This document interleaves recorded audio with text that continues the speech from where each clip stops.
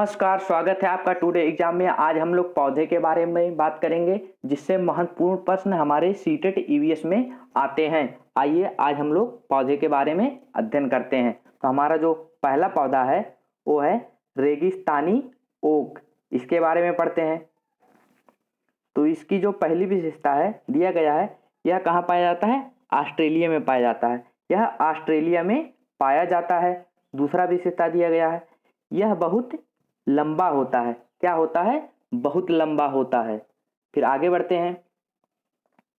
आगे दिया गया है कि इसकी जड़ें जमीन के अंदर तब तक बढ़ती रहती हैं जब तक वह पानी तक नहीं पहुंच जाती हैं, अर्थात बहुत गहरी जाती हैं। उसकी जड़ें तब तक बढ़ती रहती हैं जब तक वो पानी के स्रोत तक नहीं पहुंच जाती हैं, यानी कि बहुत गहराई तक जाती हैं। और वो जब तक पानी तक नहीं पहुंच जाएंगी तब तक नहीं रुकेंगी, वहां तक बढ़ती रहती हैं। यही उनकी विशेषता है। और ऐसा कहा जाता है कि जितना तना होता है उसका 30 गुना उसका जड़ होता है रेगिस्तानी ओक का। ठीक, आगे बढ़ते हैं हम लोग। अब आगे देखते हैं अगला पॉइंट क्या है। यह पानी पेड़ के तने में जमा होता रहता है। जब कभी उस इलाके में पानी नहीं होता है तो उस इलाके के लोग तने के अंदर पतला पाइप डालकर पानी निकाल लेते हैं। वहाँ पर ऑस्ट्रेलिया में रेगिस्तानी ओक जहाँ पाया जाता है वहाँ पर पानी की बहुत समस्या रहती है अक्सर, इसीलिए वहाँ पर तने में अपने पानी संचित किया रहता है। तो जब वहाँ पर आदमियों या मनुष्यों को आवश्यकता पड़ता है पानी का, तो तने में पतला पाइप डालकर पानी को निकाल लेते हैं। ओके, आगे बढ़ते हैं हम लोग। आगे देखते हैं। हमारा जो हेडिंग है वो है बरगद। इसके बारे में पढ़ते हैं। बरगद के पेड़ की लटकन इसकी जड़ें होती हैं। वे टहनियों से निकलती हैं और बढ़ते बढ़ते जमीन के अंदर चली जाती हैं। ये पेड़ को सहारा प्रदान करती हैं। सहारा यानी सपोर्ट प्रदान करती हैं। देखिए हमारा जो बरगद होता है ऐसे होता है। ठीक, हमारा बरगद हो गया। तो यहाँ से ऐसे इसकी जो डाली रहती है वहाँ से ऐसे निकला रहता है जड़ की तरह, वो लटकती रहती हैं। जड़ ऐसे इधर ऐसे लटका रहेगा, वो कहाँ तक लटका रहेगा? या जमीन तक पूरा आके टच करता है।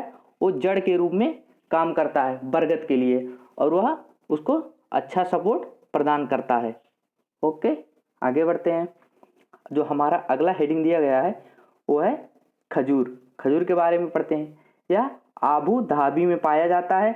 आबू धाबी में पानी बहुत कम मात्रा में पाया जाता है। तो कहाँ पाया जाता है? आबू धाबी में। और आबू धाबी में किसकी समस्या है? पानी की समस्या है। ठीक, आगे बढ़ते हैं हम लोग। जो हमारा अगला हेडिंग दिया गया है वो खेजड़ी पौधा। कौन सा पौधा? खेजड़ी पौधा। इसके बारे में देखते हैं। क्या कहाँ पाया जाता है? राजस्थान के जोधपुर के खेजड़ली गांव में यह पौधा मिलता है, इसीलिए इसका नाम खेजड़ी पौधा रखा गया है। ठीक, आगे बढ़ते हैं। देखते हैं अगला पॉइंट क्या कहता है हमारा। अगला पॉइंट हमारा कहता है इसे पानी की ज़्यादा ज़रूरत नहीं होती है। आप लोग अच्छी तरह से जानते होंगे कि राजस्थान में पानी की समस्या है, वहाँ पर रेगिस्तान ज़्यादा हैं। तो वहाँ पर जो भी पौधे रहेंगे उनको पानी की कम आवश्यकता पड़ेगी। उसी में हमारा ही खेजड़ी का पौधा है जिसे पानी की कम आवश्यकता पड़ती है। फिर देखते हैं अगली लाइन क्या है। अगली लाइन है इसकी लकड़ी को कीड़ा नहीं लगते हैं। क्या नहीं लगते हैं? कीड़ा नहीं लगते हैं, यानी कि इसकी जो लकड़ी रहेगी वो ज़्यादा दिन तक रहेगी, सड़ेगी नहीं। हमारा अगला पौधा है लीची। लीची के बारे में देखते हैं। तो जो पहला इसका पॉइंट है उसको देखते हैं। बिहार के मुजफ्फरपुर जिले के बोचाहा गांव में बहुत से लीची के पेड़ हैं। किस राज्य में? बिहार में। कौन से जिले में? मुजफ्फरपुर जिले में। और मुजफ्फरपुर जिले के किस गांव में? बोचाहा गांव में बहुत से लीची के पेड़ हैं। फिर आगे देखते हैं। आगे दिया गया है लीची के फूल फरवरी माह में खिलते हैं। किस माह में खिलते हैं? फरवरी माह में। अगर पूछता है कि लीची के फूल किस माह में खिलते हैं, ऑप्शन में दे दिया जनवरी, मार्च दे दिया, फरवरी दे दिया, जुलाई दे दिया, तो हमारा कौन सा सही रहेगा? फरवरी सही रहेगा। ओके, आगे बढ़ते हैं। आगे देखते हैं। हमारा जो पौधा दिया गया है वो है नारियल। नारियल कहाँ पाया जाता है सर्वाधिक? केरल राज्य में पाया जाता है। आगे देखते हैं हमारा कौन सा पौधा है। हम इस समय देखिए यहाँ पर पढ़ेंगे शिकारी पौधे के बारे में। आप लोग अचंभित मत होइए, शिकारी पौधा, हाँ ऐसे पौधे जो शिकार करते हैं। उसी में पहला नाम आता है नेफेंथीस पौधा। कौन सा पौधा? नेफेंथीस पौधा। इसके बारे में देखते हैं। इसका वास्तविक नाम क्या है? नेफेंथीस खासियाना। क्या है? नेफेंथीस खासियाना। कहाँ पाया जाता है? ऑस्ट्रेलिया, इंडोनेशिया और भारत में कहाँ पाया जाता है? मेघालय व असम के खासी पहाड़ी में। विश्व में देखेंगे तो ऑस्ट्रेलिया और इंडोनेशिया, और भारत में देखेंगे तो मेघालय और असम के खासी पहाड़ी में पाया जाता है। देखते हैं अगला पॉइंट क्या है। अगले पॉइंट में इसके आकार के बारे में बताया गया है। आकार कैसा होता है? कलश जैसा यानी घड़े जैसा।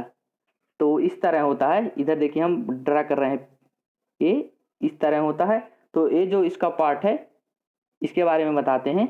देखिए दिया गया जिसके ऊपर पत्ती का ढक्कन लगा होता है। तो जो हमारा ये पार्ट है ये ढक्कन होता है पत्ती का।